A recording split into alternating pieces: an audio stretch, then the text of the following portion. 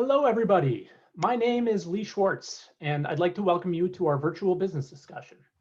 Today's topic is different times equal new risks, understanding your current security risks. Even in normal times, SVA tries to keep our clients and really the entire business community educated on important items and changing legislation and what effect it might have. But obviously, the last 6 months we've been holding webinars fast and furious.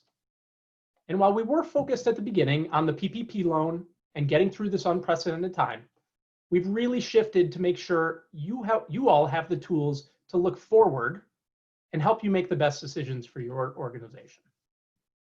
Now we'll jump in here in a sec, but a couple of quick housekeeping items. If you have a question during the webinar, please open up the chat box in Zoom and submit your question to all panelists. We're going to leave plenty of time at the end for Q&A.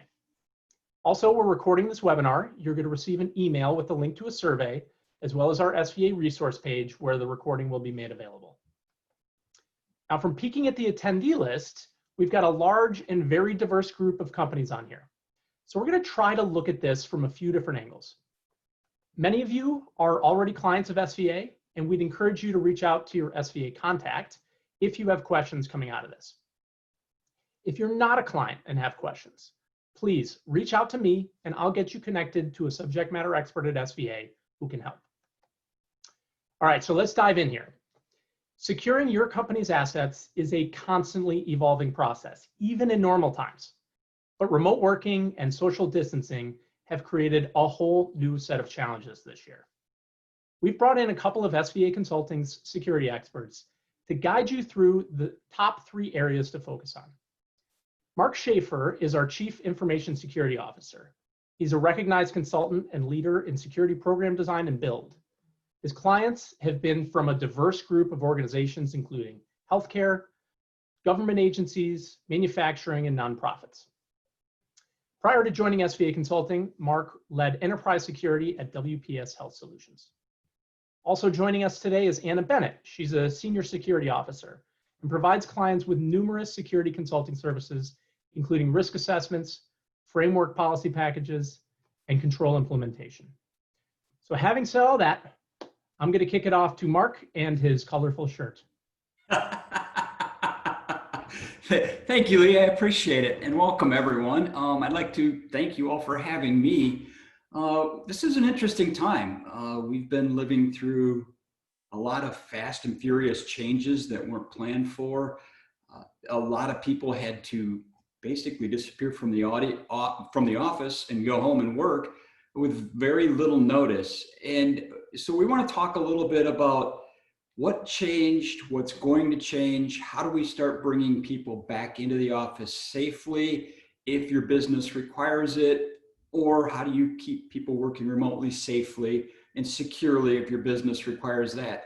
So we're going to talk a little bit about bringing people back into the office. We're going to talk a little bit about people that can't come back into the office.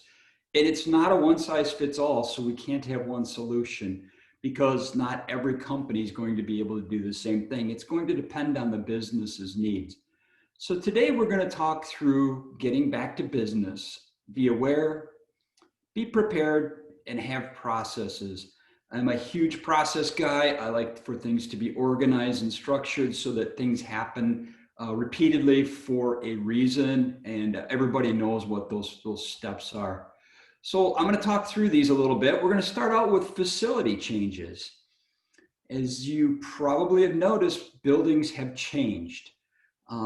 There's going to be a lot of changes that we need to do inside of buildings, from the way the desks are to the way the front door is, how visitors are dealt with, how you meet with clients, what happens in a meeting room. There's lots of facility changes that are going on back into the office. Number 2, we're going to talk about bringing in hardware that's been out of control. Out of control does not necessarily mean like an unruly pet. It's simply been out of the control of the business. Things have happened that you don't have any idea. Once somebody takes a PC or a laptop home that doesn't typically do that, the computer is in a different environment. Things have changed for this computer. Now, if you want to bring it back into the office, there's some things you need to be aware of, make sure are handled, and know how to deal with. And thirdly, I want to talk about updating policies and training to reflect this new normal. If you have policies in place, some of them will have changed, some of them will need upgrades, some of them won't. And we're going to talk a little bit about what some of those changes are and what some of the things you need to do. But the other thing that I think is sometimes missed is when you're changing the rules of your business, the staff, the people that work there have to understand and know. So make sure you're training on how things have changed in this new normal.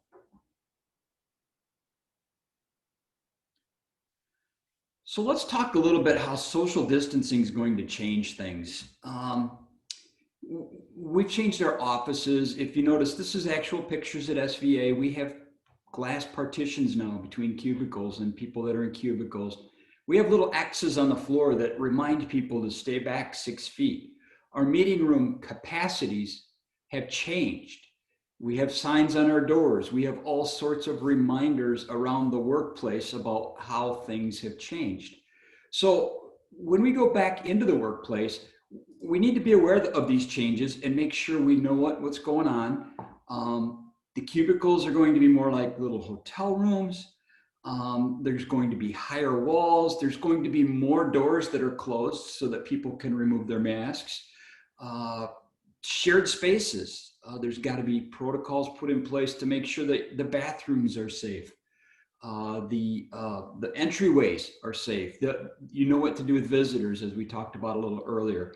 So what I want to do next is I want to compare and contrast and bring in similarities and differences between your new work environment and your home work environment, which is also maybe new if remote was new for you. So we're going to talk a little bit about on-premises and remote workforce coexisting. And so the changes that we've seen, meetings, our meeting room capacity, as I said, is reduced. We need less people in meeting rooms because we have to give distance. We need to have masks sometimes for some meetings if we're having people in the room. If you're working remotely though, you're in virtual meetings all day and you don't think about things like if 4 people are remote and 2 people are in the office, can the 2 people in the office be in the same room? Will they get the same experience? Are you aware of what that experience change is? Because the people working remotely can do things like we're doing today. We can chat online, whereas everybody in a meeting room may not get that opportunity. So you must be aware of the differences between if you're running a hybrid where people are coming back into the office and you have people remote, you have to make sure you can live in that hybrid environment. Make sure people are participating evenly. Do you have video conferencing capabilities at your work? In a smaller business, do you have a bandwidth concern? Do you have enough internet to have all of your people that are on site using the internet so that they can remotely, or so that they can converse with the people that are remote and be on video? So there's changes in the office, there's changes out of the office, and we need to make sure that everybody can coexist in that environment. Next, let's talk about the workforce. As people come into the office, we have to worry about things like sanitizers, signage for masks, flexible or staggered work times. I know that one of the things we're doing is trying to make sure that we don't have a pile up at the door at the beginning of the workday.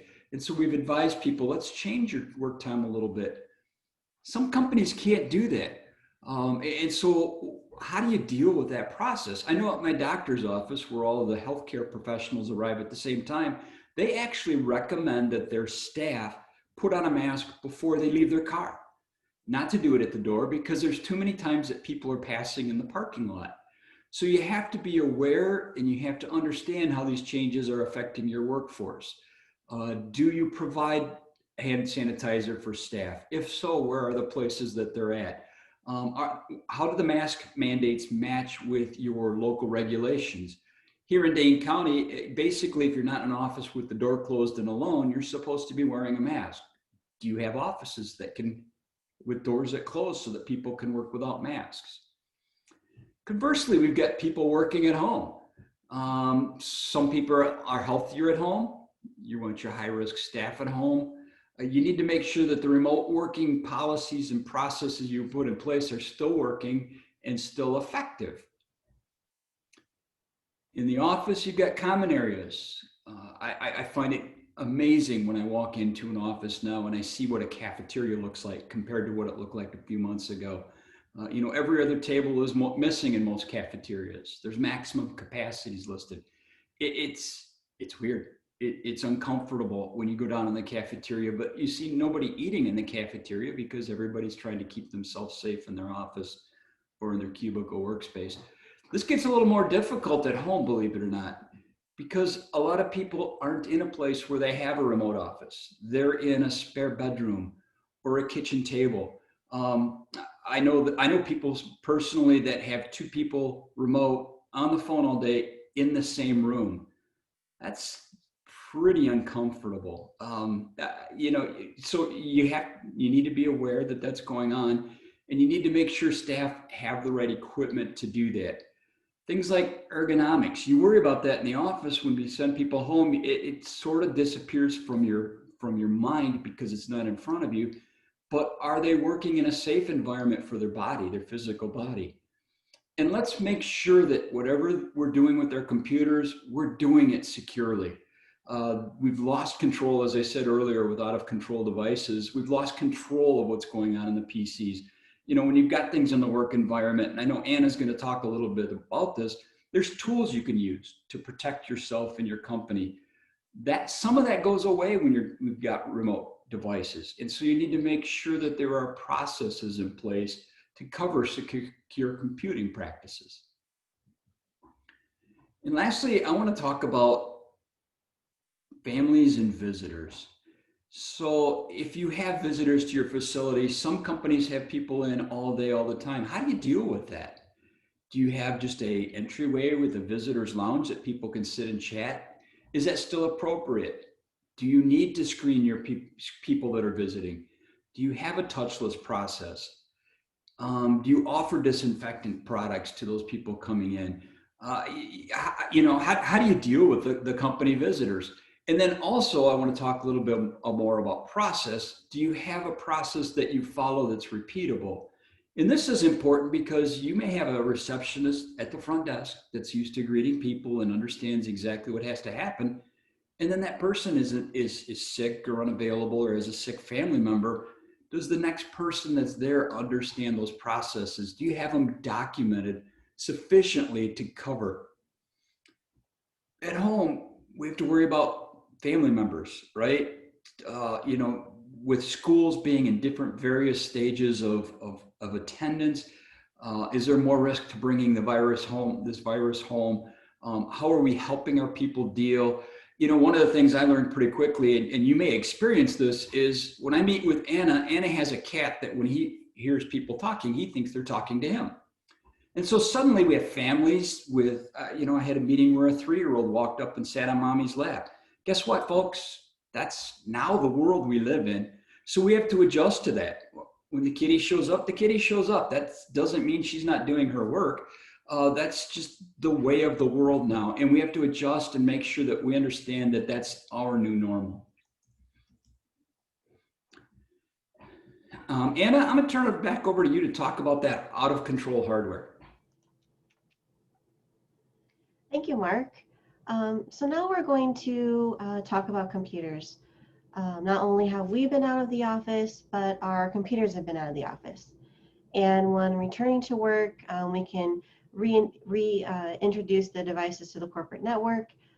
They've been outside for a while. So the big question is always going to be, can these external devices be trusted? They're going to be back on the network, and we need to make sure that everything's going to be okay. So today we're going to talk about that, a few things that you can keep in mind. So on the left, we're going to be talking about devices that are going to return to work. And on the right, we're going to be talking about devices that will be at home with the remote worker.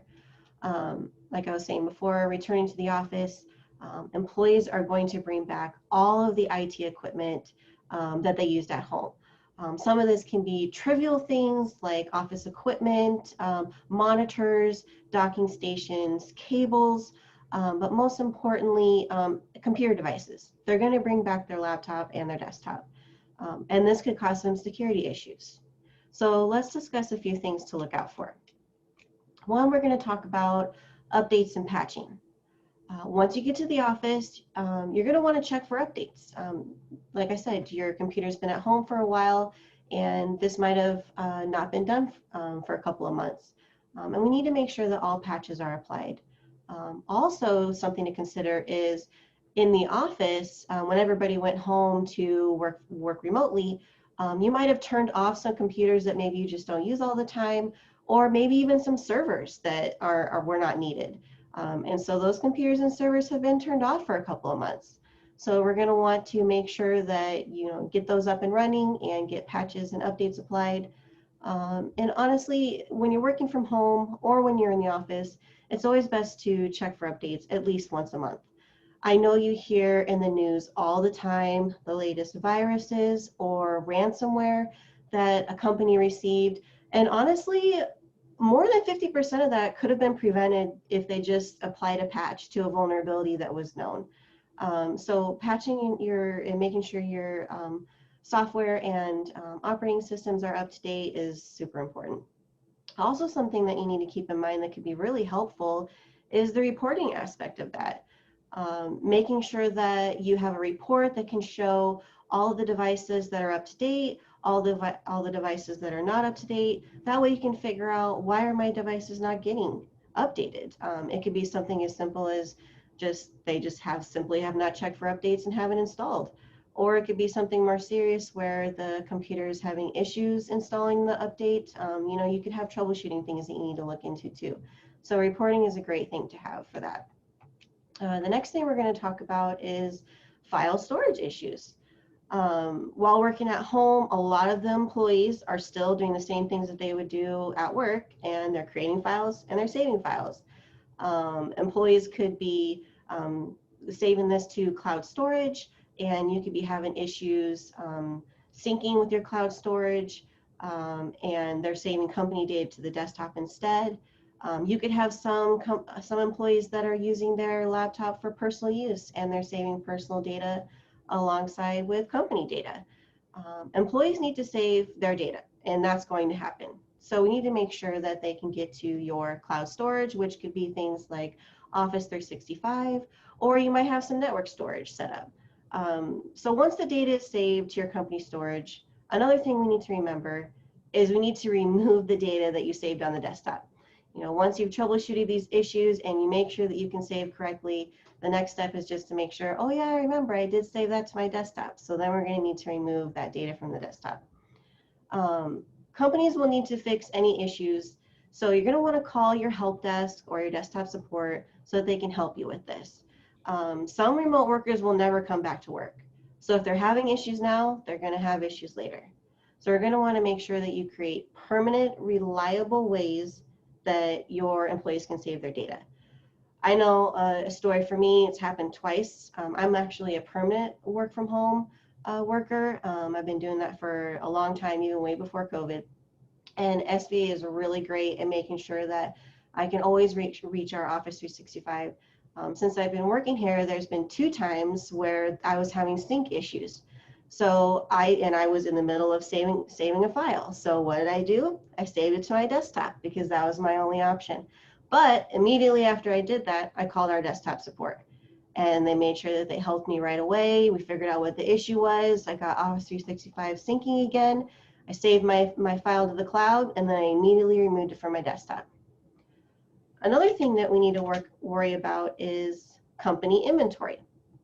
So many employees took equipment home when they were working due to COVID, and some of them were in a hurry.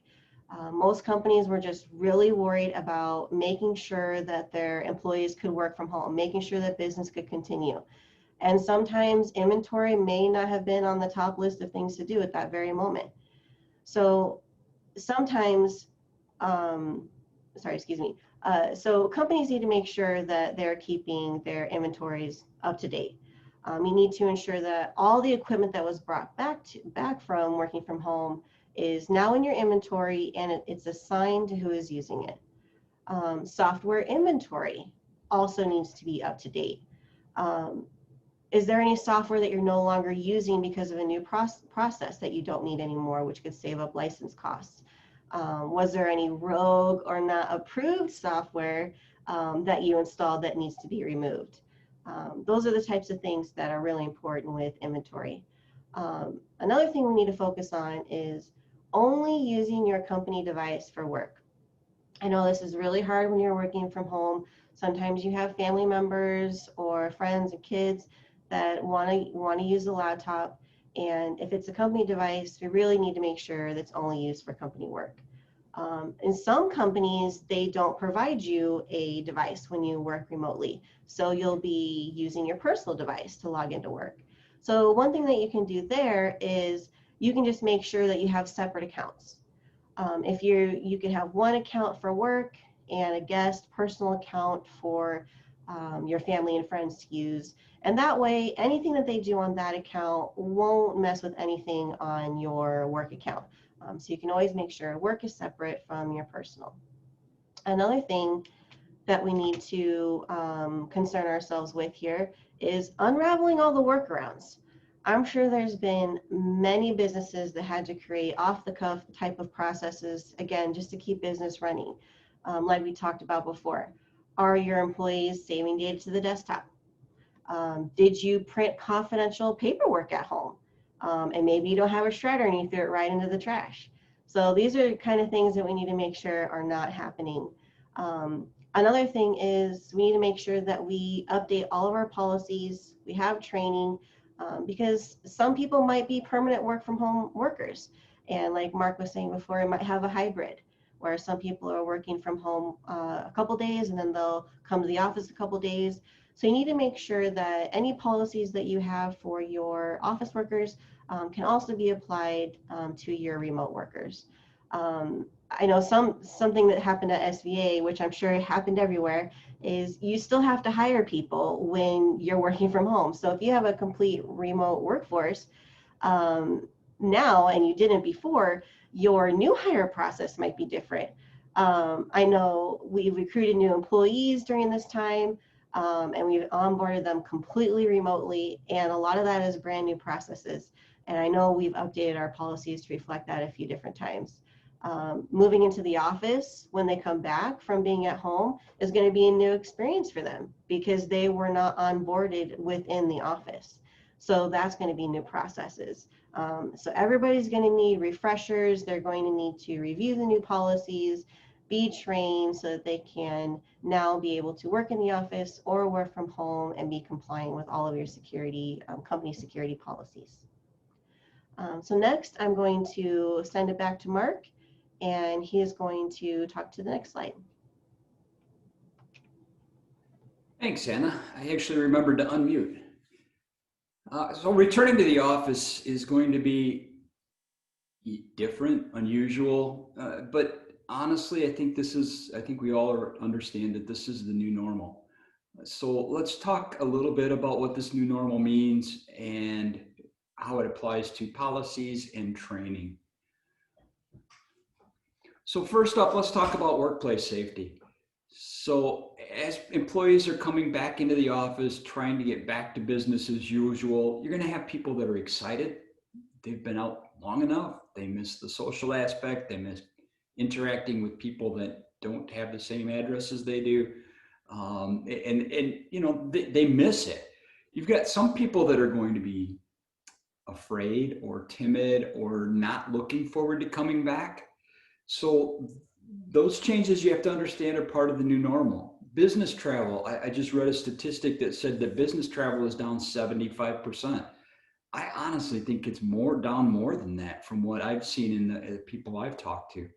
The desks in the office, if you're going to practice social distancing, there may be less desks or the workspaces may be further apart. There may not be facilities to do that. So as these changes are coming about, you have to make sure that you are also updating policies and training to reflect this. Is there a policy that's been put in place about the workplace.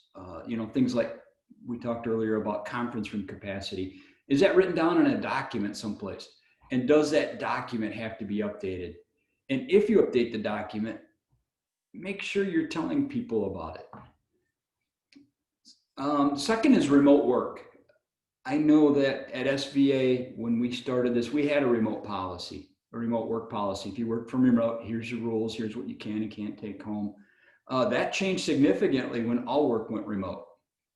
Now, as we're finding business needs and safe ways to bring people back into the office, that policy has to change, because we are allowing some things from home that we couldn't allow before. We've looked at them, we've examined the risks of them, we've decided safe ways to do these things, but now we have to document it and say, yep, this is allowed, this is part of what we do. When we first started out, we were worried about what does that remote facility look like when people wanted to work remotely. Guess what? We didn't get a vote when we shipped everybody home. So some of that's changed. We don't necessarily care as much about what the home office looks like because people are using their kitchen table. Let's make sure the policies are updated to reflect that. Next up is sick leave policy. So sick leave has changed in many companies simply because of the pandemic. We've adjusted our sick leave policies to match pandemic requirements.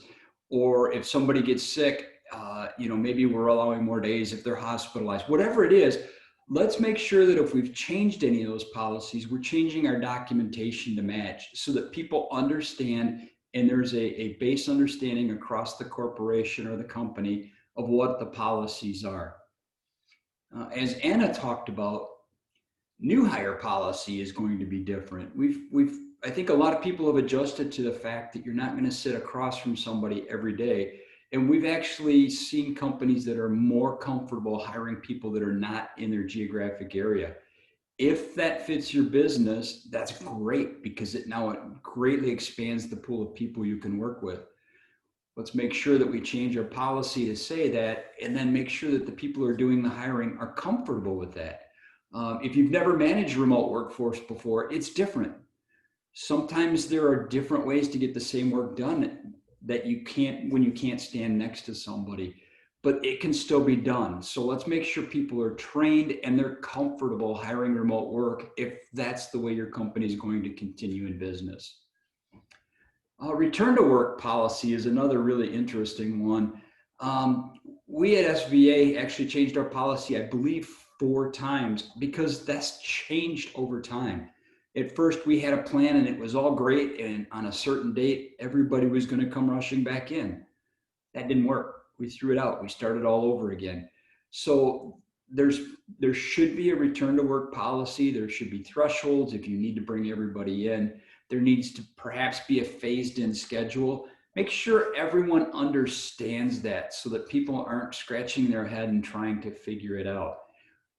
If you've gone to staggered start times, make sure you understand for the people that are managing so that they know how to deal with people that are, if you've got somebody that's chronically late and suddenly you give them a 5 after the hour start time, you may have made the problem worse. So make sure that the people that are managing those staff have the tools to deal with it and know what the policy is and what's expected of them. And then your business continuity plan. Not every business has one, but every business should have one. This is a plan that you have written down that says, here's what I do if things go bump in the night. Most companies probably didn't expect a pandemic. I know that some that I work with actually did have a pandemic plan. They found out that it was pretty good, but not perfect. And so they're going back and updating their pandemic plan based on what they've learned over the last 6 months. But have a plan. What happens if the road to your building is flooded? Are you still able to do your job? If you live in an electric grid where the power cuts out once a month, do you have a plan to keep your business going when that power cuts off? And then what happens if it changes? What happens if suddenly you're losing power every day? Make sure you have a way to keep your business running, even though those things happen to go bump in the night.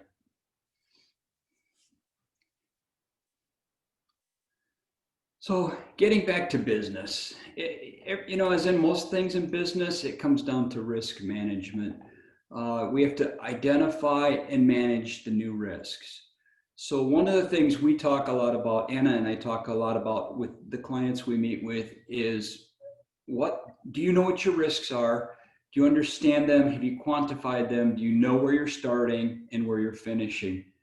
So we do this through a process called a risk assessment. Basically, we help companies understand, here's my risks, here's the risks I'm most worried about. Now that we've got them prioritized, how can we address them? So this is a really good time to go back and look at your risks because things have changed over the last 3 to 6 months. Make sure you understand what your corporate risks are. Once you know what those are, make sure you've got them documented. When I meet with boards of directors, the things they want to see is what's my biggest risk and what's my plan to deal with it. But along with your biggest risk, you need to know how likely is it. So you need an impact and a likelihood for a risk. Is it going to happen in my business? And if it is, how bad is it going to be? Because if I've got a really bad risk, such as a hurricane in Wisconsin, the likelihood's not very high on that. That's not something I need to spend a lot of time with. But if I have another risk identified, like a tornado in Wisconsin, that's a little more likely. I need to make sure that I have a plan for that. So make sure you're documenting and reporting so that you understand what your most important risks are, and you have a method to address those risks or a plan to address those risks. Sometimes you can't do anything about a risk. You need to simply accept it, or better yet, transfer a risk. A transference of risk is usually known as an insurance policy. I can't do anything about a risk to my building, but I can buy insurance so that if something does happen to my building, I have a method to get back up and running. So make sure your risks are documented. Make sure you understand high to low what your risks are so that you know how to deal with them. And then the third step is to mitigate those risks. Once you've identified your risk, you know what's most critical, start to knock off the top ones. Whether, if you're at a healthcare organization and you're looking at HIPAA, for example, one of the controls in HIPAA says you don't have to, but you can encrypt. When people look at that and they go, well, why would I encrypt if it's not a requirement? Well, it's a mitigation of risk, because if you have a laptop and you choose to encrypt it, and that laptop goes missing, the encryption alone is enough, if it's in place, to say, oh, there's no data on that laptop because it's encrypted. So you've mitigated or reduced the risk simply by putting a control in place. So if you understand what your risks are, you can start to drive down the highest risks to something that's a little more manageable by putting a strategy in place around those risks. If you're in a company that is moving everybody to Zoom and you don't have bandwidth, maybe you schedule your Zoom meetings. If as you understand what hurts my business the most, you can start to do things about those. And then last, you've assessed your risk, you've documented it, you've reported it, you've mitigated. Now the last step is to monitor, because risks are not static. A really cheesy example is the tornado. It doesn't matter in December, it matters a lot in April. So make sure you're monitoring your risks and you're adjusting your approach as you get through the year or as things change. When things change, make sure you know how that affects your risk posture. Workplace risks like social distancing. We didn't even know this was a risk 6 months ago. And now suddenly that's a risk to your business. So things do change over time.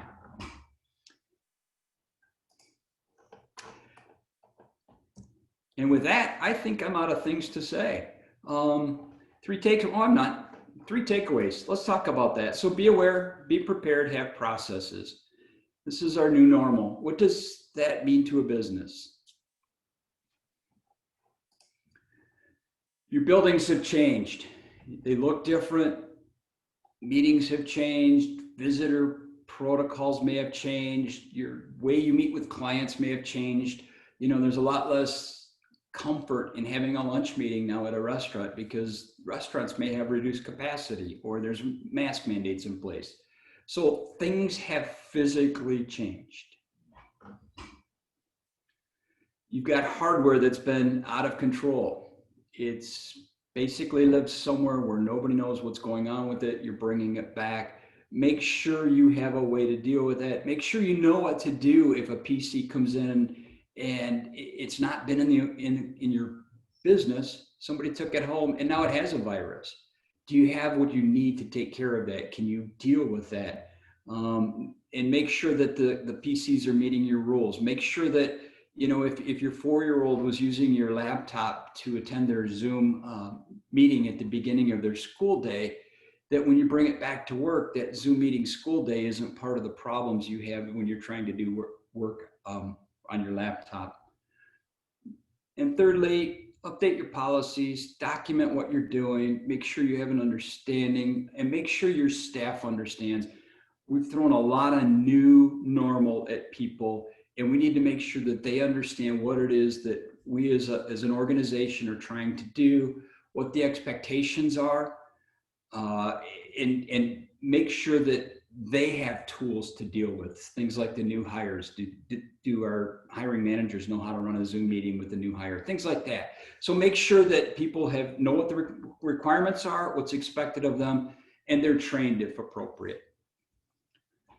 And so with that, I'm open for any questions, and I think Anna is as well. Is there any questions out there, Lee? So I'm going to open it up to questions now. Mark and Anna, thank you very much. As I mentioned at the beginning, if you do have a question, please open up the chat function at the bottom of Zoom and address your question to all panelists. Okay, so while we wait for a couple of questions to come in, I guess I had a quick question for you guys. So, often when we're talking about security, I think a lot of us are thinking cybersecurity. You spent a lot of time talking about the actual physical structure of the building and changes with COVID. Can you, maybe just contextually talk to us about why that's such an important piece of this? Yeah, so when we talk about security, it's simple. It's easy to get into cyber, but security is a lot broader than that. Whether it's the locks on the front door or it's protecting a building entrance from a vehicle, see some of the stores have those big pillars in front. That's all considered security, and it always starts with the physical. If you can't take care of your staff's physical needs, they're just not interested in the rest of it. And so we like to look at the whole picture, not just the cyber. And I think a lot of times if we're having a cyber discussion, it's pretty easy for it to get into too much detail and too much nuance for people to get a good understanding of where we're at. Great. Okay, so a question that just came in has to do with storing files on your desktop or your hard drive. How do you prevent people from doing that? How do you prevent that? Yeah, so preventing people from saving files on the desktop, it can be controlled with a security tool. There are many things out there that will offer. DLP is one of them, data loss prevention, where you can actually put in a security control in place that will prevent you from not only saving to your desktop, it can actually also prevent somebody from just plugging in a USB and saving data to a USB also. So there's many tools out there. Just one off the top of my head is, I know everybody loves McAfee, but McAfee also has DLP. There's also, with a lot of people are using Office 365. Office 365 also has those tools built in. You can also actually even apply that to email or your OneDrive, your OneNote, even SharePoint. So that would be a good thing to look into if you have that within your environment. And the other thing I would add, Lee, is to make sure, as I talked about, your policies say that, make sure people understand that that's a no-no. It's pretty easy if they don't know for them to just do it, or if they say they don't know. So make sure that people understand what the rules are.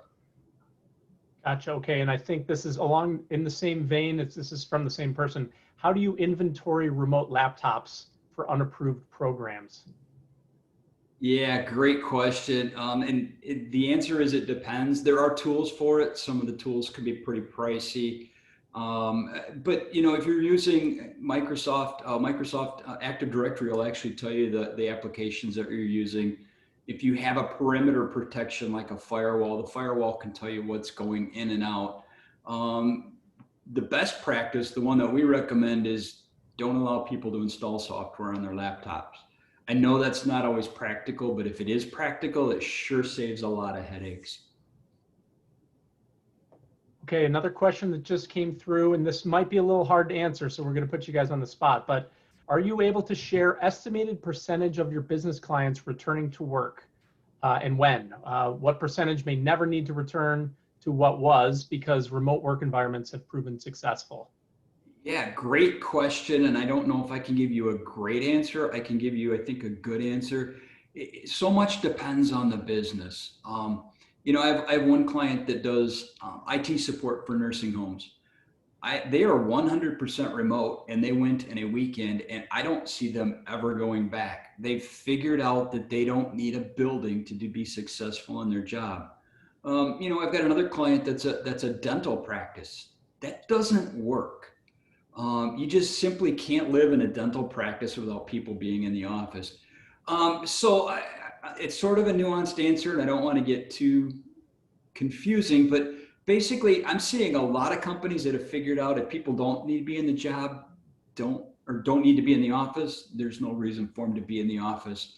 Another client has left it up to the individual. Simply, are you more comfortable at home? Are you working okay at home? Do you have the tools you need? Okay, then stay at home. If you can't stay at home or don't want to stay at home, one guy has twin 2-year-olds. He doesn't want to be at home. I understand. So the companies are sort of opening it up, but for an overall percentage, I would say about 40 to 60% of the people that can work remotely are going to remain remote for the foreseeable future. Okay, interesting. Let's see, next question. Okay, so you talked about trying to avoid risk, but what should be the first step if you realize you haven't avoided it, or you're not, I guess I'm kind of reading into it here, but if you do have a breach of some sort, like how do you go about, especially for a small organization, how do you go about assessing what you need to do? Yeah, great question. So there's 4 things you can do with risk, right? You can transfer it, which is to buy insurance. You can completely avoid it, or you can accept it. You can say, you know what, that's the price of doing business. But the most important one, I believe, is to reduce the risk. So you take a risk and you say, okay, how can I make this more manageable? And so reducing risk, I should have talked more about that, is important. But specifically to your question, how do you deal with a risk of something coming back in? So it depends on your business. Again, if you're in a medical type of field where you've got regulations like HIPAA, make sure that you're meeting your HIPAA requirements first. Or if you have other compliance, if you're ISO or NIST or whatever acronym you want to throw out there, make sure you're meeting your compliance requirements. If you've got stuff coming in that's dirty, keep it off your network. Those things love to spread. We had a client that was breached last year, and it was one person clicking on one email, and before you knew it, we had thousands of people that couldn't work. Not a good place to be, but it starts with one. So if you've got a problem, get it off your network, isolate it, try to fix the problem, and then make sure you're watching for the next problem.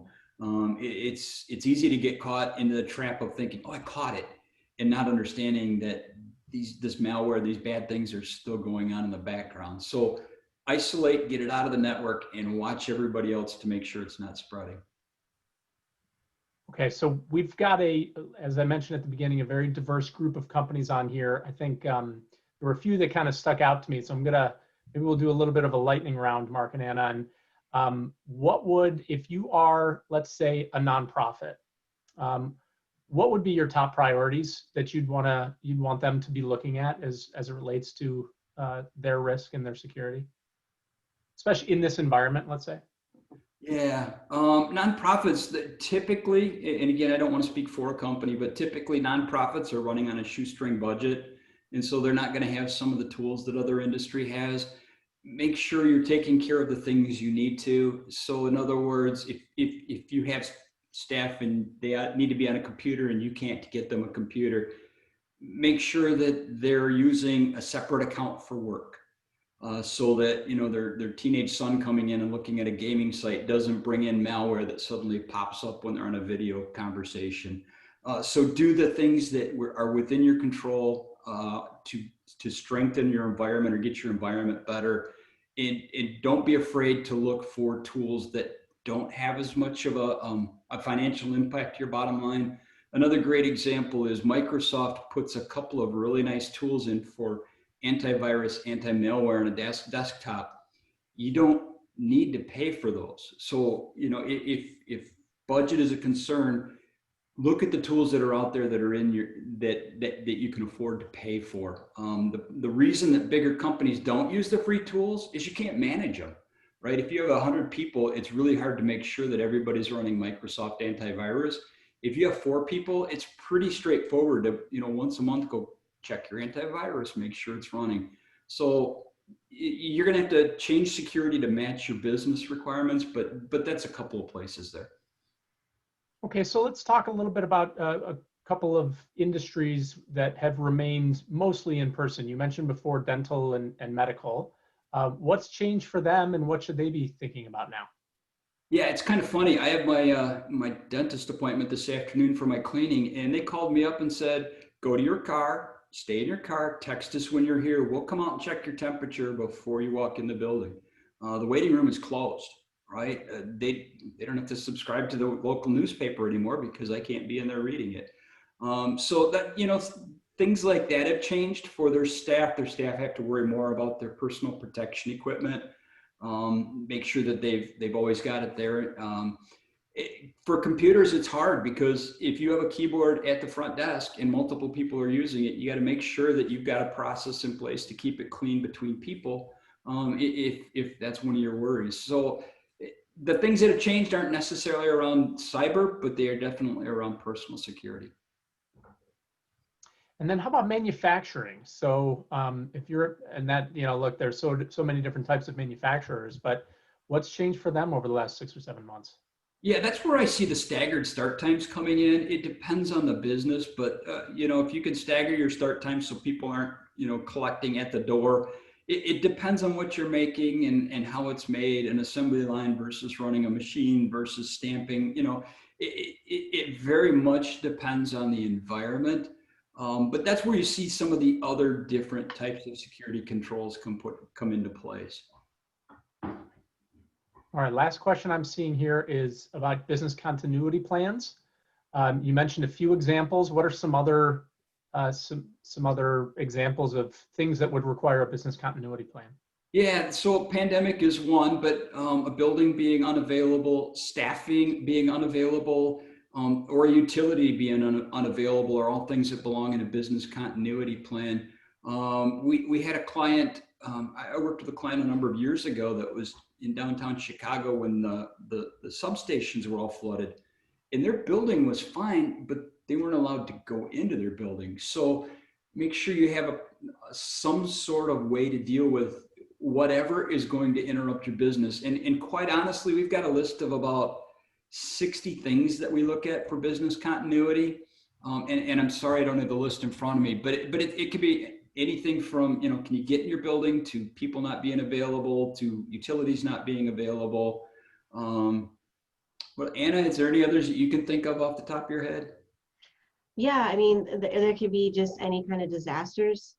Those are in there too. Like Mark was saying, it could be something as simple as your internet service provider just went down for a couple of hours, all the way to maybe your entire building lost power. It could also just be something kind of weird that happened to me one time is we had a street, there was only one street to our building. We were kind of off the beaten path, and we had a major like 4-car pileup on the street, and we just couldn't even get to work. So you kind of had to wait until, you know, the firemen and all the emergency services moved that along before any of us could get to work. So I mean, it could be something as just as common as the weather to something very random that only happens, you know, once in a lifetime. Or if you're at a dentist office and you have a check-in process and the computers go down. I just got a text that for one of my clients, their Office 365 is down.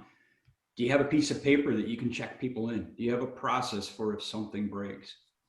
So different, there's, depends on what the process is, but you need to have some sort of thought or idea of how to deal with it when it happens. Right, and that's kind of my takeaway from what you guys have been saying, which is the more you plan for this ahead of time, the better off you'll be in the long run. Yep, exactly. Okay. All right, well, Anna and Mark, I think we're going to wrap up there. Thank you so much. That was great information. So much changing, so much to stay on top of. I guess for all of you on here, I'd like to let you know SVA has created a resource page, which is svaaccountants.com/back, where the recording of this webinar will be located, as well as additional information and updates on getting back to business.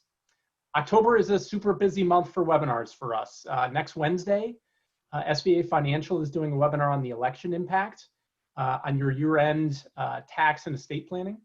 Then we've got our annual investment event, which is going to be taking a look a little bit more holistically at the market and overall pre-election outlook. That's the evening of October 20th.